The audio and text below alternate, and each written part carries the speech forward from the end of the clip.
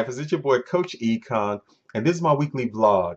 New vision for your nutrition, my unfiltered perspective, tips and advice on health. Today's topic is 10 meal prep tips to lose weight in 2019. Now make sure to stay till the end of the video because at the end I'll give you a free recipe that you can try at home today using these tips. So as we enter into a new year, it's very likely that you may be looking at bettering your health goals. You may have had challenges last year with either how you were preparing or how you were strategizing as it related to your health. As a certified trainer, what I do know is I do understand that there are very valuable keys and tools in starting any health journey. And what I would hope is that you leave this vlog understanding some key ways to be successful and to get that weight loss or that weight gain, depending on what your goal is in terms of muscle, that goal being met for the new year. Let's get into it. Number one, plan your days to your meal prep. Monday should be labeled specifically. Tuesdays should be labeled specifically. All these specific days in the week should be labeled separately. Your energy expenditure will change from day to day. You may not need as many calories on a day that you're off, not working, as you will on a day when you're not only working, but maybe you're also having a carpool. You're also having an event later on that night. All of these things matter so that you can better serve and better meet your goals. Number two, don't make all your food in one day. Now, in theory, this seems like a good idea because what it allows you to do is take one day and get all your meals set out, right? But what happens to a chicken breast in day 2 is very different in day 4 or 5. So my suggestion would be meal prep twice a week. Twice a week keeps food fresh enough to where you actually still enjoy the food. There's a better chance for you to get more detail and more flavor into your meals than it would be to sit down and make a lot of meals all at once. It's going to really hurt the quality of the flavor of the food, which will essentially hurt the journey and your consistency of wanting to eat the food. And you gotta want to eat the food. That brings us to number 3, variety.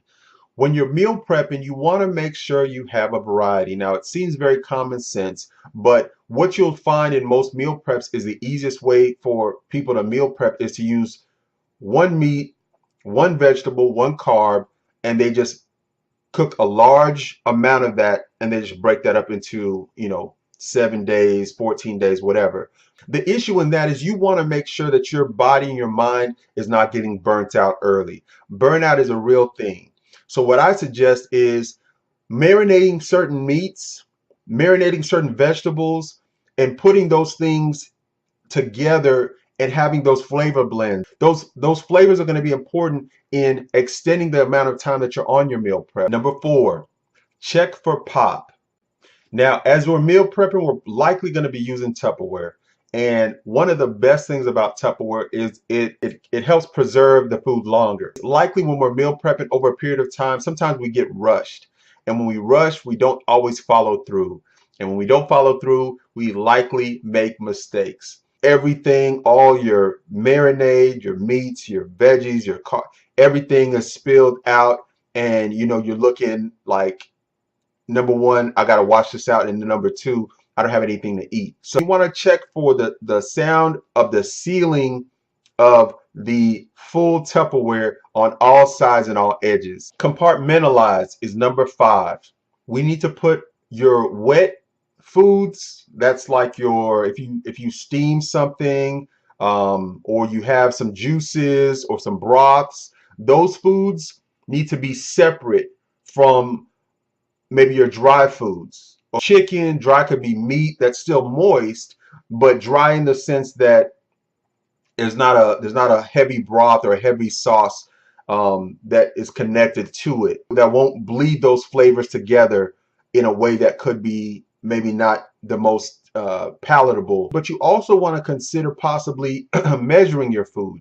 And measuring your food is important in the sense that it will help you to make sure you're not prepping food that would cause you to overeat or to be full, because if you're full and you're eating too much, you're also going to be dragging. You're also going to be, for some people, foggy, and you're going to likely lack energy. Number 6 is schedule specific time. Do not, I repeat, do not go into meal prepping and just randomly have days that you do it. It's going to be very unlikely for you to stay consistent and reach your goals if you're guessing on the time and the day that you're meal prepping. Your day or meal prep should be an exact day and an exact time, or at least an hour or a couple of hours where you know that you're going to have consistently from a weekly basis. And listen, you may have to carve out this time because it's that important. It's important for you to have this on your schedule the way you have work, the way you may have a gym. Everything on your schedule that's valued should include your meal prep time. Number 7, hot, cold.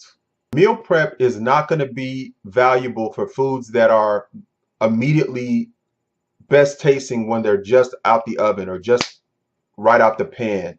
You're going to want to be a little strategic in making sure that the foods that you choose are foods that have good freeze and cold as well as hot temperature quality value. Bread, for example, bread would be something that I would not choose to meal prep, because with bread, depending on the temperature, you can really change and distort not only the texture but the taste of bread. So bread would be an example of something that would not be a good hot cold food. It would be good hot, but it would not transition cold and then back to hot. And those are the foods that you want to try to stay away from when meal prepping. Number 8, stew it.